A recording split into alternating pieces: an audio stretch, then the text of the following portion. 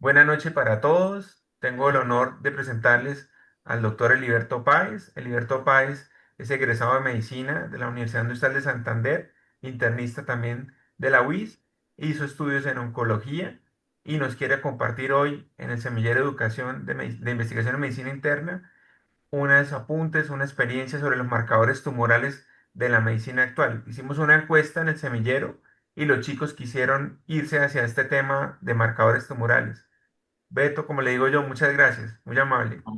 Muchísimas gracias a ti, al grupo por darme la posibilidad de estar acá y a todos los que están participando. Yo creo que ahorita, antes de que entrara toda la población bienvenida, le decía a Jaime, le decía, mire, gracias por la oportunidad y enfoqué la charla intentando hacer lo que siempre quise y era como intentar que me explicaran a mí de una manera integral un escenario clínico. En este escenario, pues ganaron los marcadores tumorales. Yo creo que voy a hacerla a pesar de que veo gente, digamos, extremadamente experta en búsquedas. Voy a hacerla desde la parte básica a lo complejo. ¿Listo? Entonces, la denominamos marcadores tumorales en la medicina actual y arrancó como una enfermedad o una enfermedad no, como una medición de una señal biológica, pero ahorita ya es parte, en este caso, pues de la oncología y de la oncología que nosotros llamamos de precisión. Entonces, pues básicamente va a empezar alrededor de una prueba, perdóname, de una prueba con una señal biológica. Esa señal biológica es el mejor marcador, ojalá sea el que solamente se exprese en el cáncer, pero desgraciadamente las señales biológicas son heterogéneas y compartidas entre las células. En ese orden de ideas, la señal biológica predominante, pero no exclusiva, va a tener que ser detectada como una prueba de laboratorio. Esa prueba de laboratorio, pues inicialmente eran pruebas específicamente tomadas de sangre, pero pues vamos a ver que ha avanzado y se pueden tomar de tejido de otros lados.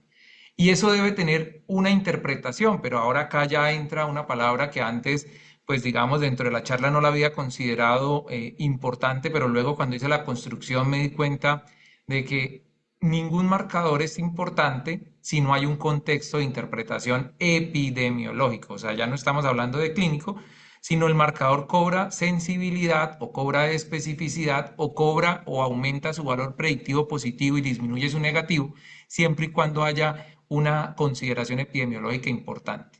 Y eso fuera de un contexto clínico, pues generalmente no hay una evidencia, es decir, pedir un marcador tumoral a alguien que no lo requiere y que salga positivo o negativo, no me va a decir que tenga o que en este caso esté ausente la enfermedad, porque dentro del sí, recuerden que arranqué que era una señal biológica que puede estar alterada no solamente porque hay un estímulo del tumor, sino porque alguna de las células, incluyendo las células que generan la misma señal, pueden en algún momento elevarse o aún suprimirse.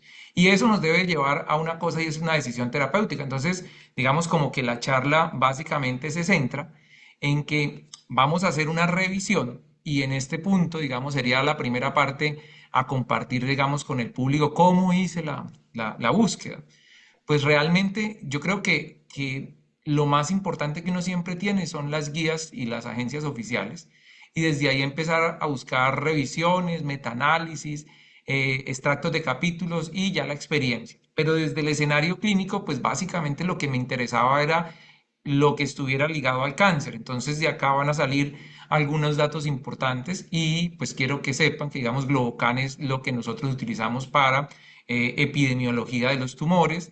La Organización Mundial de la Salud, digamos, nos rige en muchas cosas a los oncólogos, pero desgraciadamente pareciera que en el tema de cáncer tuviera un mejor escenario de cubrimiento, las cifras que en este caso da Globocan. Y pues lo que ustedes ven ahí, pues básicamente son unos periodos de tiempo que los intenté limitar a los últimos 7 años, porque ha habido un cambio dramático, pero no fue de hace 7 años que se empezó a dirigir o a digerir la idea de tener marcadores tumorales. Y pues la palabra, digamos, en este caso que intenté buscar siempre fue Cancer Tumor Markers y desde el punto de vista quise construir esta charla desde la carga de la enfermedad oncológica, el concepto y el origen del marcador tumoral el contexto epidemiológico de ese marcador para ser viable y el uso actual tanto en terapéutica como en investigación. Los objetivos los dividí en cinco. La primera es definir qué es un marcador tumoral, pero desde el punto de vista clínico y distinguir que hay, digamos, dos tipos de marcadores, los que produce directamente el tumor o los que se producen por el huésped en respuesta al tumor, digamos, como diciendo, oiga, acá estoy y básicamente me está haciendo daño a algo. Entonces, digamos, existe un punto clínico y es que no todos los marcadores tumorales los producen los tumores, sino a veces los órganos específicamente afectados por estos. Interpretar la sensibilidad y toda la parte epidemiológica, porque dentro del escenario clínico el valor no lo da que el marcador salga positivo y negativo, sino la probabilidad pretest de que yo tenga ese marcador alterado. Es decir, que en un paciente que yo piense que tenga un cáncer, yo estoy seguro que tenga un cáncer y le pido un marcador o una biopsia en este caso y la biopsia me sale negativa para cáncer, no significa que no tenga cáncer. Lo que probablemente significa es que en el contexto clínico hay otras cosas que me pudieran explicar esa prueba como negativa. Eh, yo creo que la parte fundamental es entender que hay unos marcadores clásicos para en algún momento tamizar, hacer, digamos, seguimiento, pero también hay unos biomarcadores que en estos son específicamente los que la oncología de precisión ha tenido, digamos, un boom, una elevación en este caso en los últimos años, y es reconocer que cuando se utiliza bien, tiene una buena ejercicio de la medicina, pero cuando se utiliza mal, el hecho de que un marcador salga positivo en una persona que no lo necesitaba o que no era interesada el reporte de esto porque no nos iba a cambiar pronóstico, no nos iba a cambiar absolutamente nada y fue un marcador sencillamente que pedí de una manera aleatoria, pues va a generar un daño potencial, que el daño potencial no solamente está asociado a tratamientos de manera directa, sino a que hay una carga, en este caso emocional, que no se puede desconocer y que en este escenario es supremamente valiosa y es la preocupación de las personas. Y, digamos, la última parte era, ¿qué nos sirve en el caso del semillero de investigación para pregunta de marcadores tumorales? Entonces, ¿por qué importan los marcadores tumorales en la medicina actual? Eh, si vamos a centrar en cáncer, pues lo primero que tenemos que saber, y yo me voy a adelantar un poquito más, se supone que en el 2050, es decir, en poquitos años, el cáncer va a aumentar el 77% de lo que tenemos en este momento en muertes. Y si en este momento cada uno de nosotros se da cuenta y uno ve hacia atrás, ya el término cáncer no es algo aislado. Se aproxima que uno de cada cinco personas va a tener en este caso cáncer. Es decir, que en una familia de cinco, uno de esos en algún momento de su vida va a tener algún tipo de cáncer.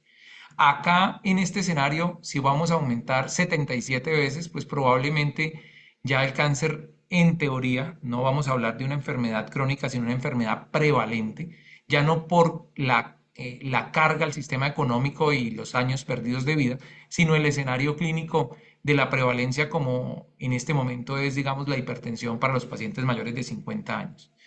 Desde el punto de vista clínico, quiero que recuerden que por incidencia uno pudiera tamizar, perdón, pudiera nombrar en este caso cinco cánceres. En este escenario pudiera uno darse cuenta que pulmón y mama están muy seguidos, pero un escenario posterior o menos grave es el de estómago.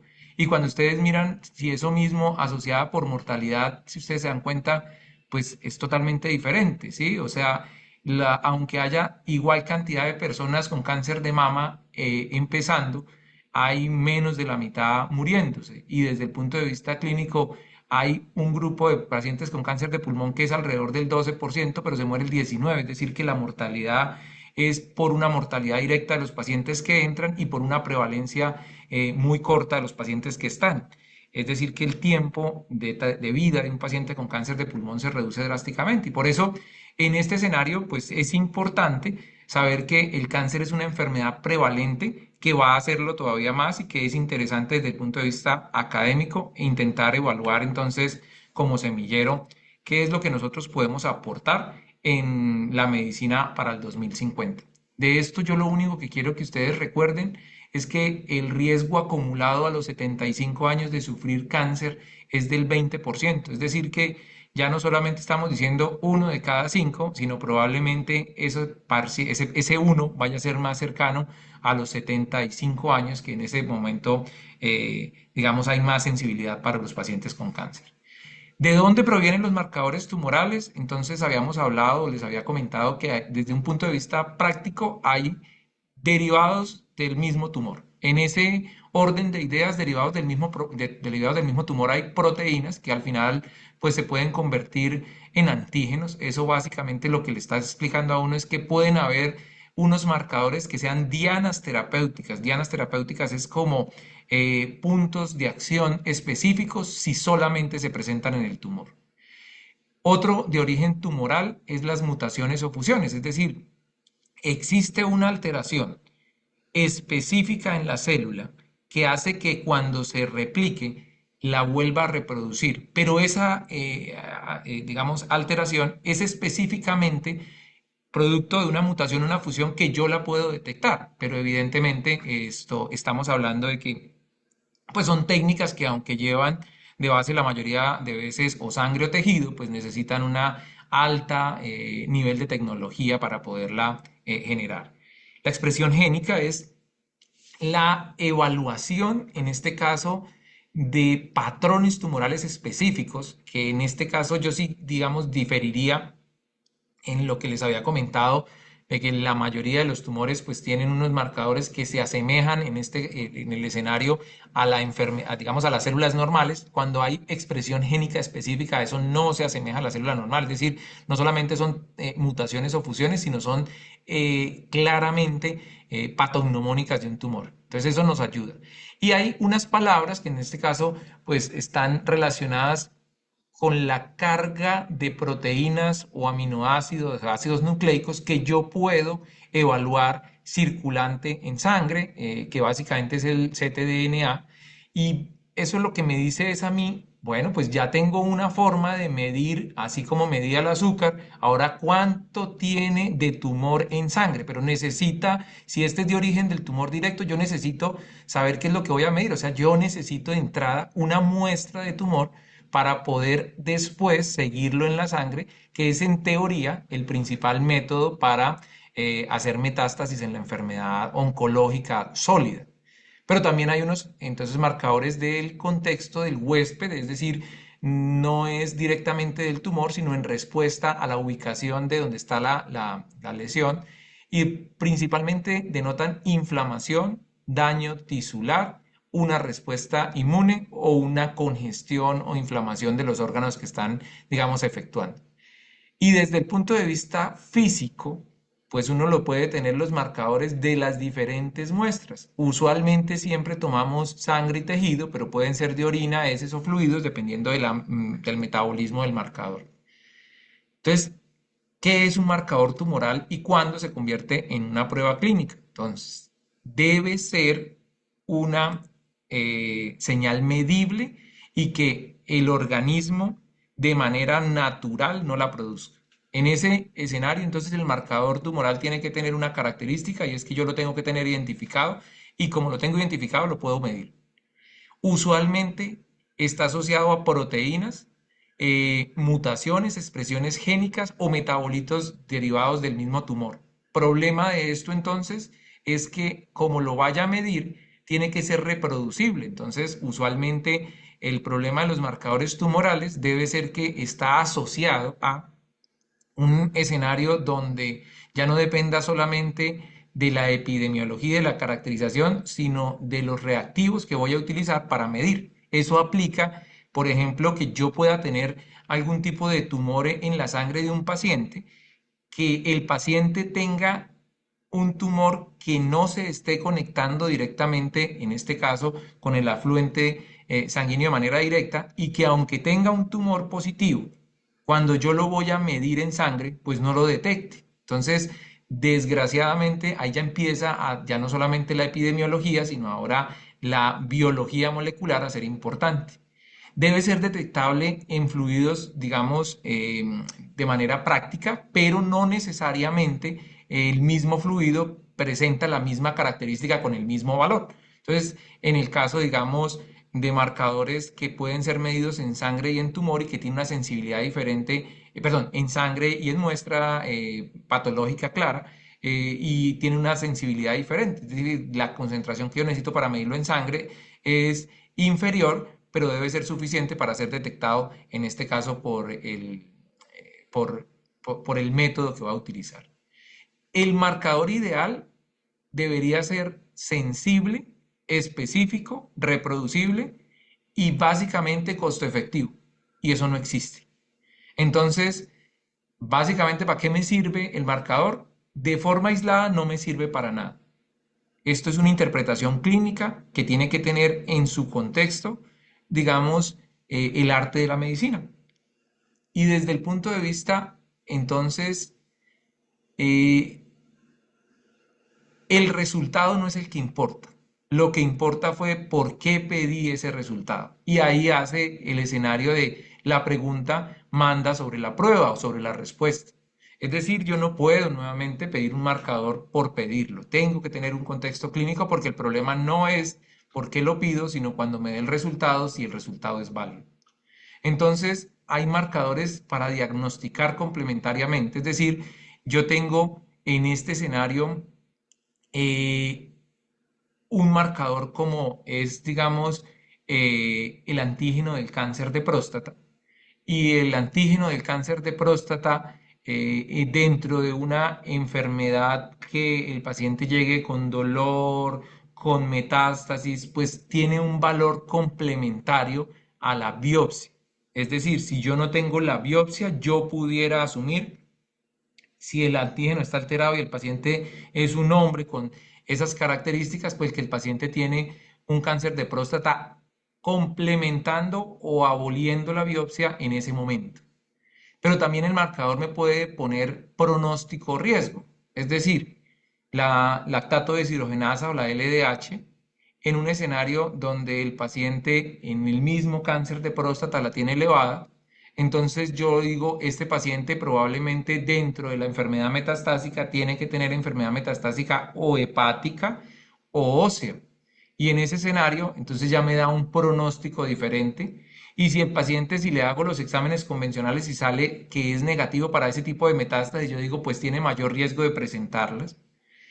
Pero no solamente eso, sino cuando empiezo un tratamiento, el tratamiento si es efectivo y el marcador estaba midiendo lo que estábamos buscando en el volumen tumoral y el volumen tumoral reduce, pues en el caso del cáncer de próstata disminuiría en este caso el antígeno del cáncer de próstata, y ese antígeno de cáncer de próstata me ayudaría a decir, oiga, vamos por buen camino y me ayude a predecir la respuesta. Pero también en esos pacientes donde no baja, sino por el contrario sube, pues dice probablemente la respuesta al tratamiento sea pobre y este paciente va a tener un mayor riesgo de recurrencia o va a necesitar estar, digamos, mucho más encima el médico, atento a los cambios. Entonces, como ustedes se dan cuenta, el tema es en qué momento lo voy a utilizar. Entonces, por ejemplo, van a encontrar que dentro de las guías, el marcador de próstata, en teoría, ya debe ser utilizado para todos, pero no todos lo utilizan en el momento que es, ni para la prueba que es, y cuando sale alterado, todos terminan en ecografía de próstata, en biopsia de próstata, y la mayoría de pronto con algunas complicaciones importantes. Entonces, ¿a dónde quiero llegar? Nuevamente que hay un relato, y es que el relato no puede ser voy a empezar por el reporte, sino voy a pedirlo por una razón. En términos generales, yo creo que desde el punto de vista de sangre, estos serían los más frecuentes. De pronto, lo que quisiera explicarles es en este caso el ctDNA. Eso es básicamente DNA del tumor circulante. Y ese es, para yo saber que ese DNA es del tumor circulante y no de pruebas y no de células que están en envejecimiento o en senescencia, pues básicamente yo necesito tener pues el tumor en la macro, es decir, yo necesito haberlo secuenciado para saber que ese ADN pertenece a ese tumor, porque uno puede encontrar DNA tumoral en sangre, pero no necesariamente es de un tumor. ¿sí? Hay un procesos biológicos de envejecimiento de las células donde básicamente esa liberación del DNA de células viejas, normales, pues hacen ver como aberraciones que parecerían tumorales. O sea que dentro del contexto solamente me sirve si tengo en este caso una muestra espejo o una muestra biológica donde ya haya secuenciado el tumor. Del tejido tumoral, pues importantísimo. Hay, digamos, dos escenarios que no pueden reemplazar al tejido tumoral es las proteínas en este caso del PDL1, o sea, yo no puedo tener un marcador tumoral en sangre de PDL1, siempre tiene que ser dentro del contexto de una muestra de tumor, porque el PDL1 lo que hace es mirar una tinción, entonces básicamente esa tinción debe estar con el tumor y acompañada de células inflamatorias, entonces no serviría del tejido tumoral en sangre. En orina, el problema de los marcadores de orina es que no son reproducibles entre laboratorios tan fácilmente. Entonces se dejan, digamos, de entrada como una opción, pero no son reproducibles tan fácilmente. En médula ósea es mucho más cercano, digamos, a los marcadores casi que de tejido tumoral o sangre. Esos son, digamos, unas muestras bastante buenas para realizar secuenciaciones. En heces y fluidos, el problema grande es cómo se aísla el resto de material no tumoral, que también es biológico. Y en ese escenario, entonces, dentro del escenario pareciera que lo más práctico sería tener o tejido tumoral o muestras de sangre o plasma. Dentro del escenario, la biopsia líquida en este momento no sustituye a la biopsia de tejido tumoral y específicamente para el PDL1. La historia de las proteínas, en este caso de la evolución de las tamizaciones, arranca desde 1844, pero no hemos terminado, vamos en el 2020 y siguen apareciendo. Y desde el punto de vista clínico, pues digamos, el marcador pronóstico y el marcador diagnóstico son dos preguntas que uno se tiene que hacer en el mismo paciente. El diagnóstico es, este paciente en este caso con este marcador tiene cáncer, entonces en el caso del PSA, entonces, un PSA alterado en un paciente de 86 años que tenga metástasis en algunas zonas y que yo no pueda tomarle una biopsia, ¿el paciente tiene cáncer? Entonces, la respuesta es en el PSA, sí. No todos podemos tener esos diagnósticos, es decir, no todos los tumores vamos a tener posibilidad de hacer diagnóstico solamente por marcadores en ausencia de biopsia. Son limitados. Entonces, el primero es el de próstata. Y lo digo de primero porque recuerden que dentro de la mecánica eh, de la epidemiología del cáncer, 75 años es 17% más frecuente tener cáncer que cualquier otra población y está dentro de los 5 primeros cánceres. Entonces, es decir, que si estoy tamizando a un paciente de 88 años, está dentro de la población en riesgo, con una alteración en el antígeno es, digamos, el escenario más frecuente para el cáncer de ellos o para el cáncer en general de próstata. Entonces ya tenemos, por lo menos por epidemiología, un valor en este caso agregado y el siguiente cosa sería el valor en este caso que le daríamos nosotros desde el punto de vista clínico. Desde las otras posibilidades, la alfa-fetoproteína para el hepatocarcinoma, pero no todos los hepatocarcinomas elevan alfa-fetoproteína. Entonces ahí el marcador diagnóstico nace en sí, la imagen me genera una sospecha alta de hepatocarcinoma, que sería una lesión hepática con unas características específicamente en la resonancia magnética y que esa resonancia magnética yo no la pudiera generar una biopsia, pero el paciente tiene una alfa-fetoproteína muy elevada, pues apoya el diagnóstico de un cáncer, en este caso sin patología. Los tumores germinales, es decir, los de testículo y los de ovario, usualmente sin biopsia, si usted tiene en un paciente hombre una prueba de beta-HCG, que sería la del embarazo elevada, pues digamos, la única opción en este caso sería un tumor germinal. Y evidentemente hay algunos tumores que pueden ser muy específicos, en este caso el medular de tiroides, donde yo puedo pedir un marcador de calcitonina y la mido, pues probablemente me ayude no solamente a dar diagnóstico, sino a dar seguimiento. Los principales limitaciones es que per se el marcador pedido solo y elevado no confirma. Y desde el punto de vista negativo, en un paciente, digamos, si el mismo paciente de 88 años con sospecha de cáncer de próstata por una masa grande, si ese paciente tiene un marcador de PSA negativo, no necesariamente descarta el diagnóstico. Entonces, las limitaciones es que me sirven cuando son positivos por la alta sensibilidad, pero no me sirve para descartar el diagnóstico porque hay tumores muy mal diferenciados que no producen los marcadores. Y estos marcadores están específicamente producidos por la glándula en este caso.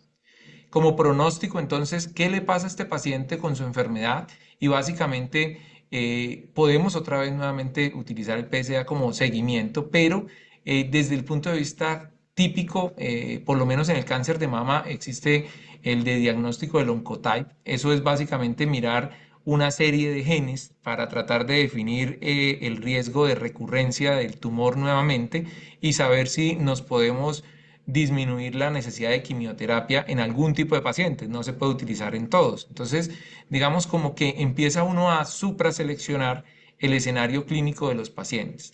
En los pacientes para el TNM, que es como nosotros graduamos en los tumores, pues, ¿qué es lo interesante? Que, en ejemplo, en los pacientes con tumores de testículo que tienen altos niveles, más de 5 veces los niveles normales de beta-HCG, LDH o alfa-fetoproteína, pues ese paciente tiene mayor riesgo, en este caso, de recurrencia. Entonces, digamos, nos ayuda dentro de la misma escala del TNM a darle un valor general de cómo le va a ir a esa enfermedad.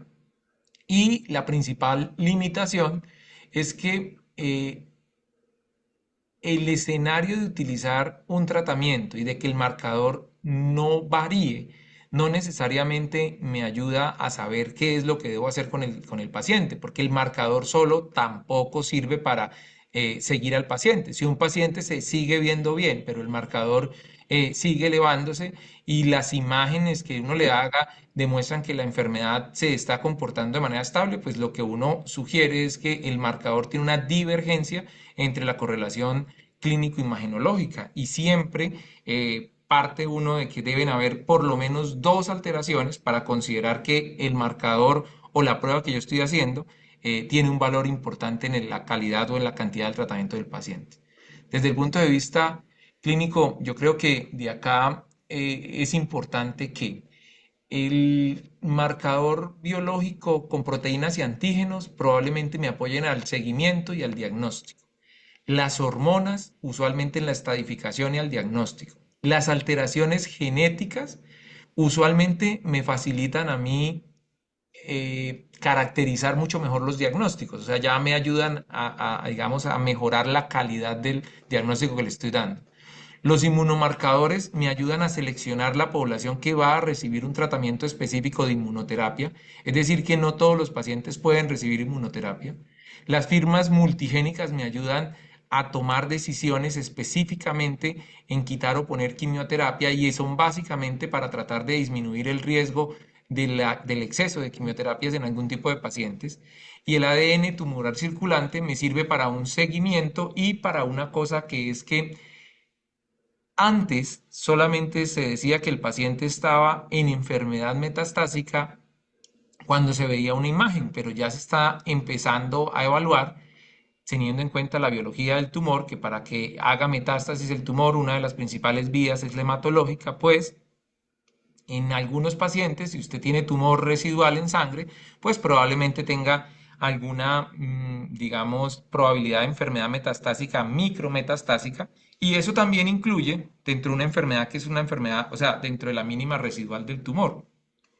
Eh, en teoría, ¿qué debería uno hacer cada vez que uno quiera pensar en un marcador si lo debe pedir? Lo primero es si este paciente tiene el contexto para yo sospechar alguna de las cosas que sean sensibles con los marcadores tumorales. La siguiente pregunta debería ser, cuando lo pida, ¿qué voy a hacer yo con el resultado? Porque este paciente, la primera probabilidad que tenga es que salga alterado. Es decir, voy a estar tratando de evaluar la probabilidad pretest. Entonces, si la respuesta es si me sale alterado voy a hacer algún cambio, entonces yo tengo que decir, listo, voy a intentar hacer ese cambio, pero esta sería la mejor prueba que yo pudiera pedir para este paciente. Y entonces la siguiente pregunta es, ¿y si me sale negativo? ya abordé todos los escenarios del positivo, ahora si me sale negativo, ¿qué voy a hacer yo? Voy a jugar con esa incertidumbre y voy a tener algún tipo de espacio para negociar. Y cuando ya tenga todo eso, pues ya tengo la decisión clínica de si lo voy a utilizar y de si lo utilizo si ese es el momento. ¿Listo?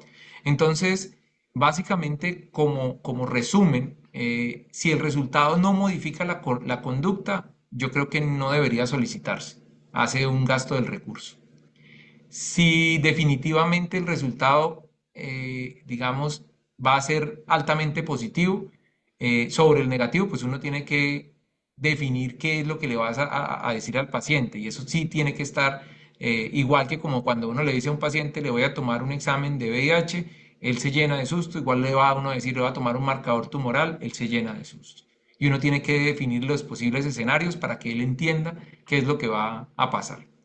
Un resultado positivo siempre indica que va mal, no necesariamente, y un resultado negativo no significa que vaya bien. Entonces hay que integrar todo el escenario clínico para poder hacer algo diferente. Los resultados pues son producto de, digamos, del afinamiento de los errores. Y ahí entonces empieza, y no me voy a detener acá en esto porque esto pues es complejo desde el punto de vista técnico para una charla de este tipo, pero yo solamente debería enfocarme en que no me den falsos negativos, es decir, en que el paciente que tiene la enfermedad le salga la prueba negativa y el paciente que no tiene la enfermedad le salga la prueba positiva. En ese escenario me voy a enfocar específicamente, ojalá, en que el paciente no tenga falsos ni positivos ni negativos. ¿Y eso cómo lo ajusto? Pues probablemente en este caso deba influir mucho la prevalencia. Es decir, yo tengo que saber lo que está pasando y por eso arranqué la diapositiva dependiendo del grupo de personas. ¿Y cómo impacta eso? Entonces, mire, en un ejemplo hipotético, donde hay 10.000 personas y la prevalencia es del 0,5%, la sensibilidad del 90% y la especificidad del 90%, el valor predictivo positivo es de 8,3. Es decir, de todo lo que yo les diga que hay, solamente 8,3% fue realmente un verdadero positivo con una prevalencia del 0,5. Pero si el mismo valor tiene una prevalencia del 50% en la población, el valor predictivo sube al 90%. Entonces, digamos, esto es nuevamente para decir que los verdaderos positivos dependen específicamente, o los verdaderos negativos también dependen específicamente de la prevalencia. En poblaciones de baja prevalencia es preferible no utilizar este tipo de escenarios. El falso positivo básicamente es una consecuencia esperable. Uno puede tener, según la biología, si ustedes se dan cuenta, qué marcadores está viendo uno acá, sea 125, PSA y antígeno carcinoembrionario. Esos tres son marcadores biológicos normales, es decir, si uno los toma en sangre, hay un valor límite normal. Están producidos por los tejidos. Entonces, en presencia de inflamación, infección, a veces de deterioro hepático o renal, si el marcador se metaboliza en el hígado o en el riñón, pues pueden resultar positivos y elevados y no necesariamente tener enfermedad. Entonces, los marcadores en este caso que están viendo ahí son específicamente de los, digamos, de donde se alojan los tumores y no necesariamente una elevación considera cáncer. ¿Cuáles son las consecuencias de tener un falso positivo? Me genera ansiedad, tanto al paciente como al médico, porque al final va a tener que hacerle imágenes, biopsias y procedimientos que son innecesarios y no solamente van a dar costos al sistema por parte directa, sino indirecta porque alguna de esas cosas de biopsias o procedimientos pueden generar complicaciones y entonces ya empiezan a hacer todos los costos indirectos que no solamente son económicos. Y desde el punto de vista del falso negativo, es no todos los pacientes que tengan enfermedades que se puedan medir los marcadores, si estén negativos, significa que ya no tiene enfermedad el paciente. Puede ser que o está muy temprana o se desdiferenció mucho o hay tan poco tejido en contacto con las partes donde básicamente yo puedo encontrar tumor que pues no se censa. Desde el punto de vista crítico, yo creería que acá esta foto, pues yo la comparto, yo creo que esta es como la central, y es los marcadores son útiles pero no universales. Entonces en el cáncer de próstata, nuevamente lo tengo de primero porque es fácil de reproducir, es fácil de medir, casi que todos estamos en el mismo método de diagnóstico, pero desgraciadamente no se utiliza con la seguimiento ni la intensidad adecuada y los verdaderos pacientes que tienen enfermedades de próstata no cancerígenas pueden tener resultados alterados y pues van a terminar en el contexto inadecuado siendo sometidos a sobretratamientos. En los pacientes del cáncer, en este caso del antígeno carcinoembrionario, está en toda la vía digestiva. Entonces uno la puede encontrar en estómago, la puede encontrar en la parte del intestino delgado, intestino grueso. Pero si un paciente también hace metástasis en esos sitios, es decir, ya no nació el tumor ahí, sino se hizo metástasis ahí, puede generar una elevación del marcador. Entonces, digamos, desde el punto de vista funcional, nosotros lo pedimos para intentar ver si hay una tendencia, pero no necesariamente es un método sensible. En términos de enfermedad metastásica, 6 de cada 10 pacientes lo van a tener elevados, pero los otros 4 que son, digamos, también metastásicos no lo van a tener elevado y no cambia el pronóstico. El CA 125 sí lo utilizamos como un marcador pronóstico y como un marcador de respuesta en presencia de CA 125 elevado en el seguimiento después del tratamiento, si empieza una depuración, pues hay modelos que ya predicen el tipo de respuesta y el tiempo de la respuesta. En páncreas el problema es el monitoreo de la respuesta porque básicamente hasta los cálculos pueden elevarlo. Entonces es un marcador inespecífico, una población, digamos, supremamente amplia. La alfa-fetoproteína es un marcador de vigilancia, sobre todo en diagnósticos de enfermedades hepáticas, no necesariamente cáncer, y para enfermedades de tipo germinal. Y la beta-HCG sirve como seguimiento y como diagnóstico. Nuevamente el ejemplo del hombre que tenía la beta-HCG elevada.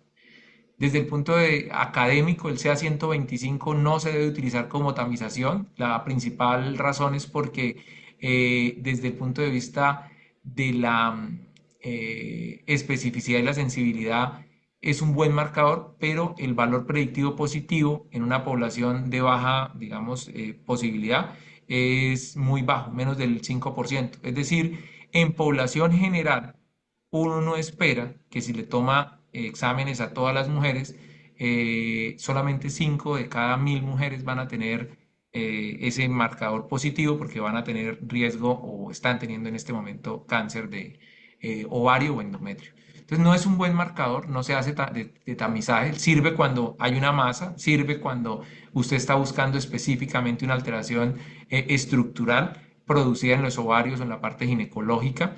Fuera de eso no debería ser pedido. Desde el escenario, en este caso del cáncer de próstata, entonces yo voy a necesitar tamizar pacientes por encima de los 50 años y si uno hace básicamente el tamizaje de 1000 pacientes por encima de los 50 años, 240 tienen PSA positivo. De esos 240, 220 le realizaron biopsia. De esos 220, 100 fueron diagnosticados con cáncer, es decir, menos de la mitad de los pacientes positivos que se les realizó biopsia tuvieron un resultado asociado al cáncer. 65 tratamientos fueron realizados, es decir, un tercio de todos los pacientes terminó recibiendo tratamiento, es decir, que el resto de los pacientes no. Entonces, en principio, no era una prueba, digamos, aislada, sin nada, en este caso, de contexto. Y si ustedes se dan cuenta, solamente evitamos que muriera uno en todo el tiempo. Entonces, ¿es un marcador bueno? Sí, en una población seleccionada. Sí, si tiene un escenario clínico de tamizaje y de seguimiento. Sí, si yo tengo formas de poder, regálame un segundo, perdón, para descargar.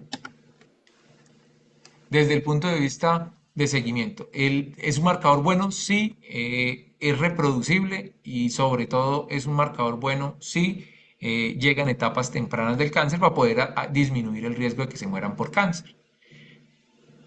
Eso era, digamos, los marcadores séricos grandes, ¿sí? O sea, los que usualmente tomamos. Pero ya hay unos paradigmas diferentes y es que ya utilizamos oncología de precisión. Esa oncología de precisión quiere decir que ya busco unos drivers moleculares, unos marcadores específicos del tumor que me puedan ayudar y que ya no clasifican, en este caso, el cáncer solamente por órgano, sino ahora por sensibilidad y que nos ayuda a elegir las terapias. Entonces, empiezan a tener estas series de cosas. Entonces, lo primero que yo quiero que ustedes sepan es que estos marcadores, en teoría, los tienen todas las células, ¿listo? Todas las células tienen HER2, todas las células tienen EGFR, todas las células tienen ALK y así para ahí para abajo. Lo único que no pudiera tener todas las células es en este caso, la pérdida de las proteínas de reparación, que es el DMMR. El PDL1 sí lo tendríamos porque son ligandos normales. Lo que está mal sería la sobreexpresión. ¿Qué es lo que sucede? La mayoría de las células, porque estos son marcadores de la célula tumoral, la mayoría de las células tienen estos marcadores en unas concentraciones o en unas actividades o de alguna forma digamos, para el público en general están apagados. En cierta manera, en el cáncer estos marcadores cobran un pronóstico o cobran un papel protagónico específicamente porque se activan de alguna manera. Entonces se sobreexpresan o empiezan a activar vías que antes estaban cerradas y en ese escenario se convierten en marcadores driver. Driver significa de vías específicamente que yo puedo bloquear. Y por eso entonces al lado de esa vía, pues existe en este caso la terapia que pudiéramos utilizar. Entonces el HER2 y el EGFR, el HER2 es el factor de crecimiento epidérmico tipo 2 y el EGFR es el factor de crecimiento epidérmico. Entonces son dos partes de las familias de los factores de crecimiento, hay hasta el 4. Básicamente en este caso el HER2 es una sobreamplificación, es decir, es una expresión aberrante donde hay más expresión de este marcador de la familia de los factores de crecimiento.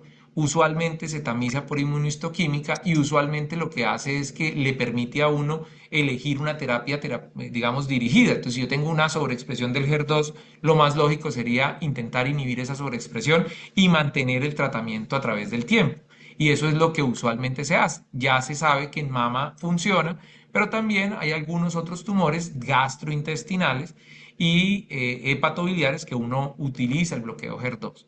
En el caso del factor de crecimiento epidérmico, las mutaciones específicamente en este momento sensibilizantes, es decir, en este momento que yo puedo utilizarlas, encontramos que es específicamente para mutaciones del cáncer de pulmón.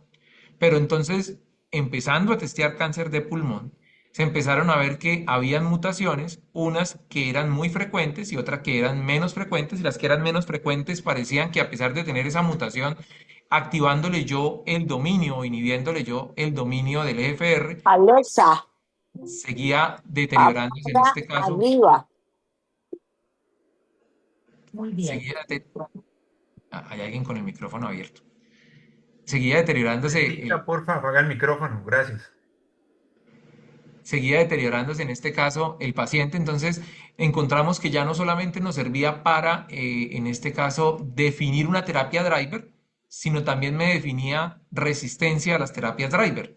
Entonces ya por primera vez empezamos a encontrar que ya no solamente nos sirven los marcadores moleculares como prueba de un tratamiento, sino como prueba para elegir el mejor tratamiento, porque ya dependiendo del tipo de mutación, sabe uno si le va a servir o no el tratamiento especial.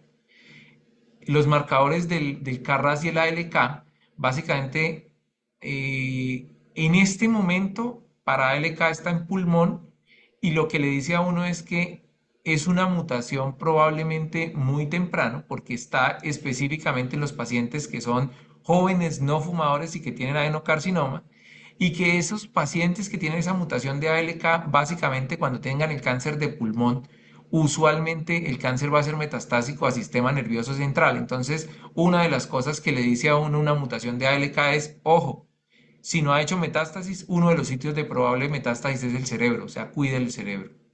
En ese escenario, entonces ya no solamente me están dando un driver terapéutico, sino ahora me están dando una sensibilidad y ahora me están diciendo anticipadamente hay que buscar medicamentos que penetren la barrera hematoencefálica porque el escenario de la metástasis cerebral en ese tipo de pacientes es mucho más frecuente y siempre se asocia a mal pronóstico.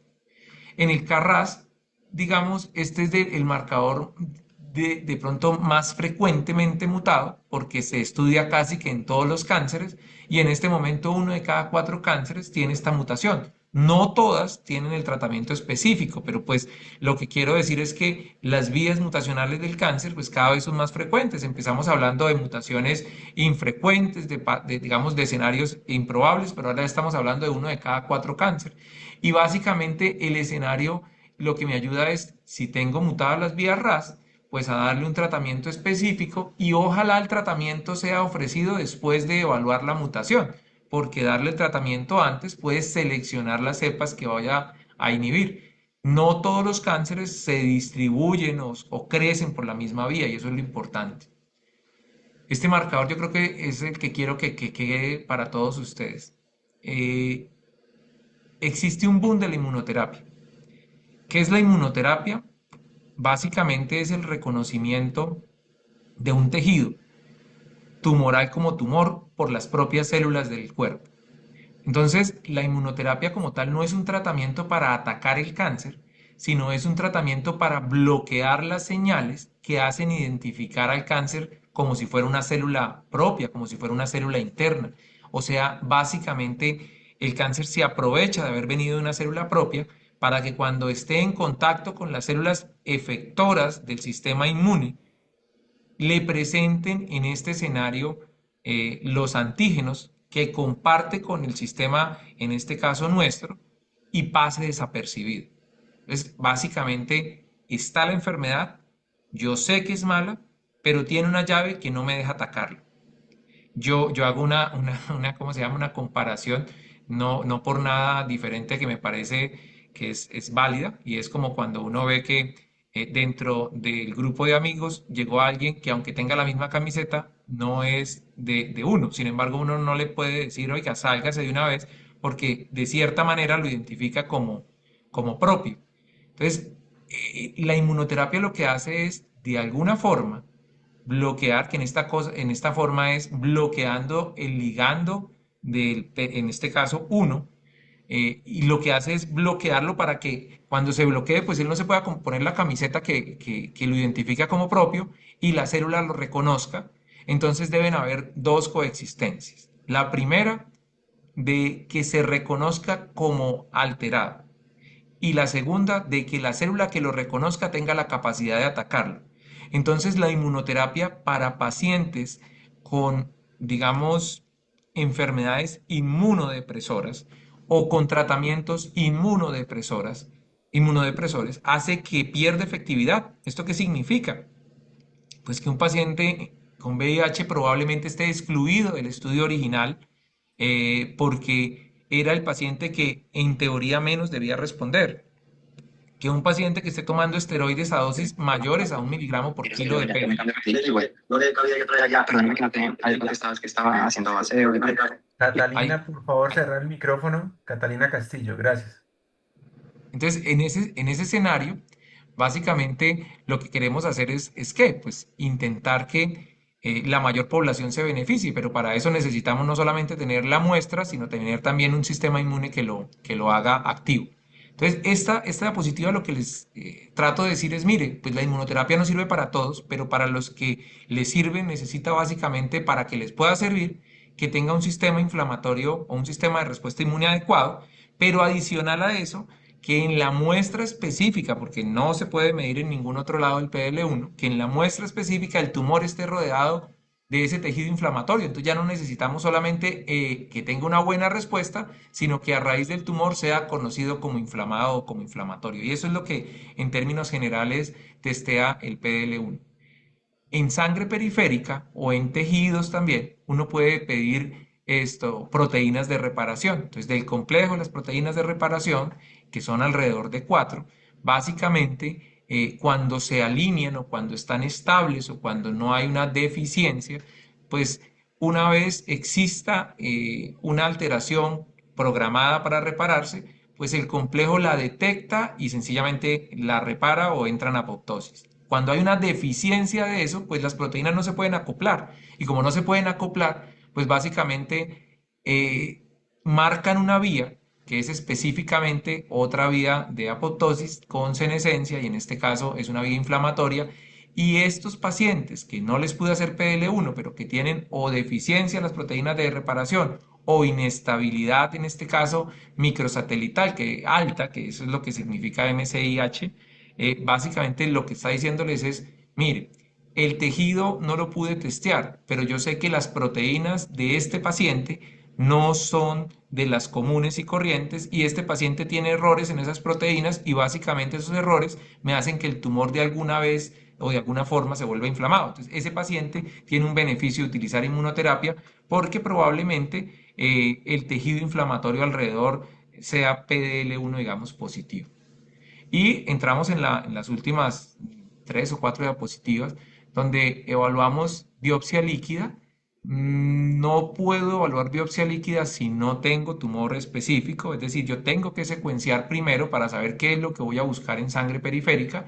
Y lo que me va a ayudar la biopsia líquida es a tratar de evaluar si hay digamos, una disminución en el tiempo de la cantidad de DNA circulante tumoral y me va a permitir de algunas mutaciones específicas, buscarlas en sangre porque ya, digamos, aclaré que estas mutaciones no eran normales y si las encontré en el tumor primario, pero luego, o las encuentro en el tumor primario, no, si las encuentro en sangre periférica, pues no pueden decir que son mutaciones asociadas al envejecimiento celular.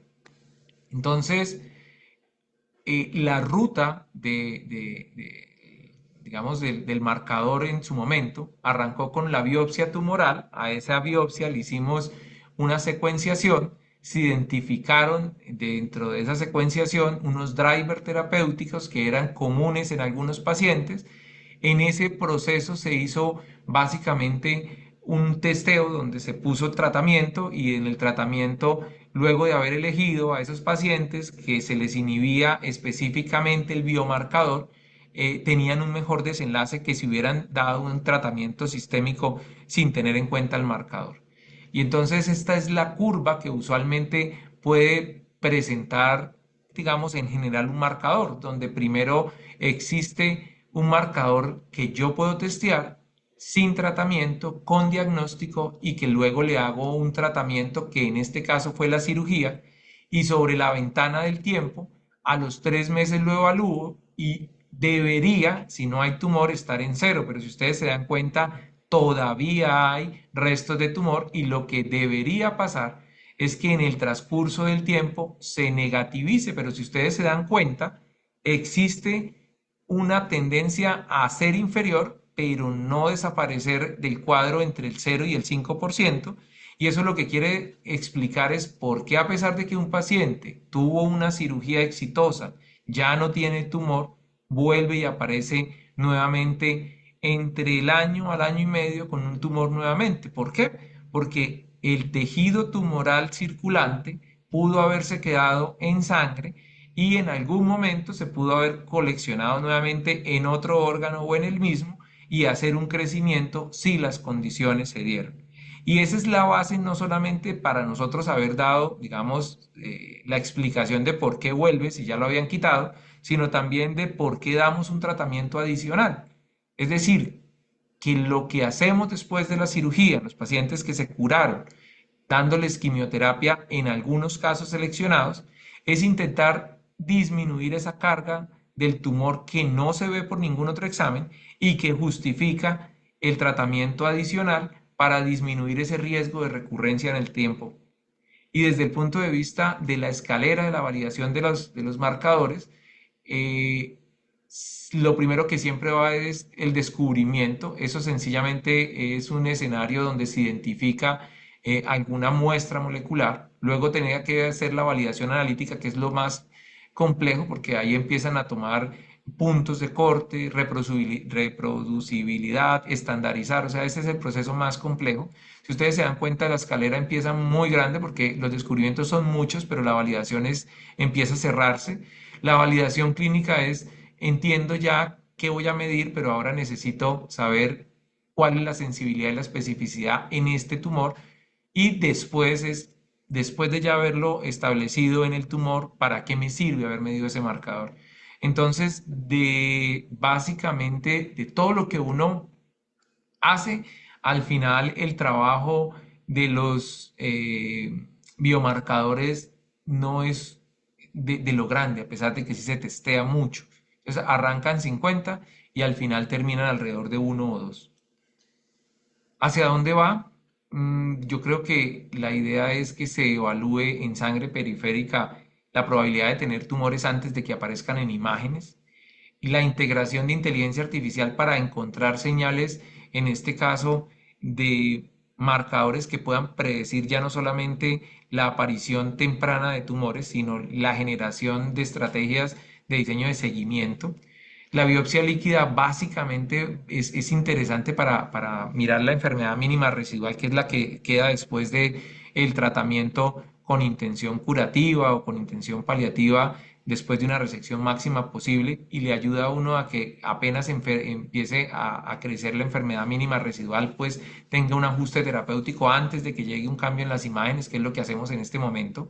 El problema y el escenario va a ser ponernos de acuerdo en si todos debemos medir lo mismo y tratar de cómo vamos a medir esas plataformas. Todavía estamos muy lejos digamos, de la metabolómica, la epigenética, que es parte de las nuevas fronteras que en términos generales todavía no hemos cruzado. Y yo creo que para el semillero quedarían estas preguntas y es si todo lo que nosotros estamos utilizando es adecuado, cuántos cambian con la conducta el hecho de haber generado un tratamiento. Si nosotros en algún momento le podemos calcular los falsos positivos, cuánto de esos generaron procedimientos. Si es diferente entre el paciente que le voy a pedir un marcador tumoral por inmunohistoquímica o NGS, y si todo lo que hice para tratar de tener el marcador tumoral demoró el tratamiento final, y si al final de eso es costo efectivo en Colombia. Entonces, si se dan cuenta, existen varias áreas de investigación sencillas para poder montar propuestas internas y que son rápidas y nos evalúan algo práctico, ¿sí? Digamos, por ejemplo, pudiéramos intentar evaluar eh, el hecho de haber tomado antígenos de próstata en toda esa población que habíamos dicho, si eso se reproduce en la población interna nuestra. Desde el punto de vista del tratamiento, creería que esta es la otra diapositiva que uno debería recordar, y es que le puede ayudar a uno el marcador tumoral para confirmar, comparar, generar en este caso una terapia y generar un seguimiento. Y desde el punto de vista práctico, uno lo que quiere es que el marcador ojalá no esté aislado del cáncer, es decir, que ojalá el marcador si se eleva, pues el cáncer esté empeorando y si se mejora, el cáncer esté mejorando, que el marcador no esté en ausencia de cáncer, que la prevalencia del marcador me permita, perdón, que la prevalencia de la enfermedad me permita que el marcador tenga y mantenga la sensibilidad y la especificidad, que no sirven, y eso es muy importante, como chequeo general. O sea, la indicación es, no voy a pedir para mirar que sale alterado, sino voy a pedir esto porque sé que me va a salir alterado o si me va a cambiar la conducta. Y que desde el punto de vista clínico para la oncología, pues ya hemos adelantado muchísimo y hemos, digamos, en este momento estamos haciendo testeo interno acá en el laboratorio de Isabel Bolívar, ya se empezaron a hacer las pruebas para tener por primera vez en toda Santander biología molecular que la teníamos en deuda y pues se pusieron una camiseta gigante y nos están ayudando en esto. Y pues próximamente, pues probablemente la elaboración de guías para hacer biopsia líquida o DNA circulante tumoral en sangre para tratar de identificar qué pacientes se benefician y qué pacientes no se benefician de terapias adicionales. Esa era la presentación. Espero las preguntas, las dudas y espero que pues de alguna forma les haya gustado y tengan alguna iniciativa adicional.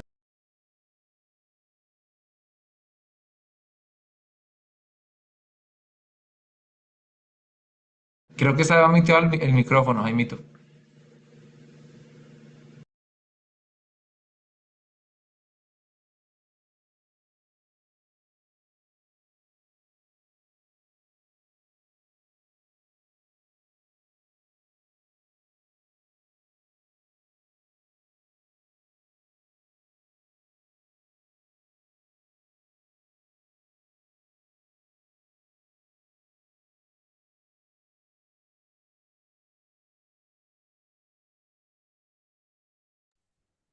Listo, ya. Beto, muchísimas gracias. Muy amable. Excelente charla. Nos quedan de pronto más preguntas, que es como la idea de una charla, ¿no? Pero súper interesante porque, digamos, uno está acostumbrado, yo trabajo en la clínica Foscal y en algún momento trabajé en la cardiovascular. Entonces, por ejemplo, los chequeos, ¿sí? Los chequeos incluyen varios marcadores tumorales y todo, y digamos que a veces salen elevados y se meten en un problema sin ninguna clínica. Entonces, obviamente su merced nos aclara que siempre predomina la clínica para poder orientar hacia dónde pedir los marcadores y los seguimientos. Excelente. Muchas gracias. No sé si hay alguna pregunta.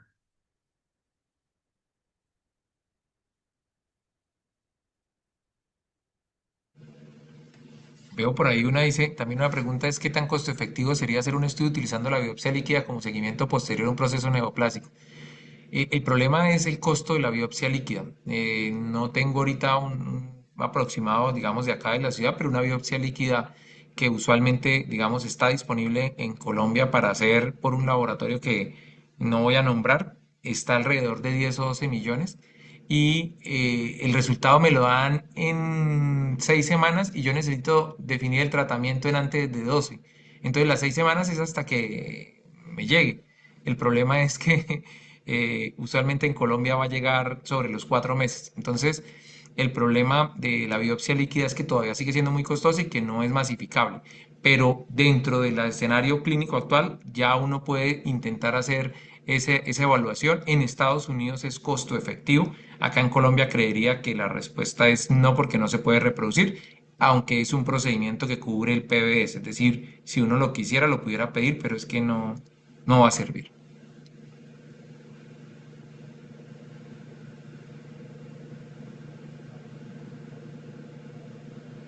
Ok, ¿alguna otra pregunta? Carlos. Carlos está levantando la mano. Paola, si quieres desbloquear la cara. Gracias. Buenas noches, doctor. Muchas gracias por su charla. Doctor, una pregunta. Poco se habló de inmunohistoquímica, eso también hace parte de marcadores, ¿verdad? Sí. Eh, Entonces, es- yo tengo una pregunta sobre eso. Es que, pues, tú incluso conozco un caso, una paciente que tenía una masa abdominal que parecía un lipoma, se le hizo la biopsia y salieron, se le hicieron todos los estudios y empezaron los estudios de inmunohistoquímica, se sospechaba una metástasis de un tumor uroterial. Se hizo cistoscopia, está todo normal, tomografías todos normales, o sea, todo se abarrió, toda la parte de imágenes y se llevó, fue nuevamente otra vez, entonces se hizo la cirugía, se resecaron bien los márgenes y se volvió a tomar la biopsia de esa lesión, se sacó y salió, fue un sarcoma mucoepidermoide. O sea, la pregunta es, ¿la inmunohistoquímica puede fallar? listo. Entonces, importantísimo la pregunta. ¿Por qué no la toqué, digamos, dentro de la charla? Porque la inmunohistoquímica es parte del diagnóstico que nosotros estamos haciendo. Es decir, el marcador tumoral es algo reproducible y es algo que yo lo voy a ver en el transcurso del tiempo. Dentro del marcador tumoral, ¿existen procesos de inmunohistoquímica? La respuesta es sí. El aplicable para la charla sería específicamente, por ejemplo, el PDL1, donde yo tiño con digamos, con una sustancia especial. Esa sustancia especial me da a mí una expresión de cuánto tiñe y yo puedo dar, en este caso, un resultado. Pero entonces, ese sería para el marcador tumoral. Pero el escenario que tú me planteas es el escenario del diagnóstico oncológico. Y ahí entonces saco un poquito digamos, de la charla. Y entonces la respuesta es, el marcador de inmunohistoquímica es sensible dependiendo de dos o tres cosas. La primera es que dentro de una población, un marcador de inmunistoquímica positivo puede ser igual de importante a uno negativo. El positivo me ayuda a enfocar la parte del tipo de lesión donde voy a estar, pero el negativo me ayuda a sacar, digamos, muchas otras partes. En el ejemplo que tú me diste, el hecho de haber dicho que era un marcador específico de la vía urogenital obligó a centrar los estudios todos en urogenital.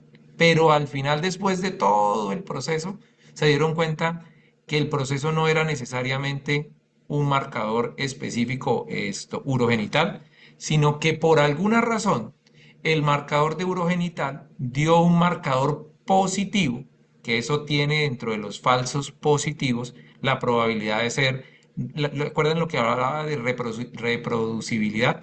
Por eso es que nosotros en oncología tendemos a no creer en las patologías externas. Siempre, ya porque conocemos nuestros patólogos, ya porque sabemos, entonces les decimos, tráiganla y revísenla acá. Cuando hacen esa revisión, entonces es diferente, como que la inmunistoquímica básicamente son reacciones a la proteína digamos a alguna parte específica. Entonces, el tiempo que dura guardado un marcador de inmunistoquímica sin utilizar puede hacer, y son costosísimos, puede hacer que cuando usted haga una prueba le dé un falso positivo o un falso negativo. Es decir, ¿la inmunistoquímica se puede equivocar? Sí. ¿El patólogo se puede equivocar? No, porque el patólogo es sencillamente estar interpretando la inmunistoquímica. Lo que sucede, y es algo que es muy valioso, es que no todos las personas tienen la misma afinidad para esto. Y en este escenario lo que toca es intentar que siempre los pacientes con cánceres tengan diagnósticos de centros especializados, ojalá con oncopatólogos, aunque eso es costoso, para intentar de que ese tipo de equivocaciones sea cada vez menor. Pero como en todo, siempre va a haber riesgo de equivocarse. Vale, Beto, muchas gracias. No sé si hay alguna otra pregunta ya para terminar. Última pregunta.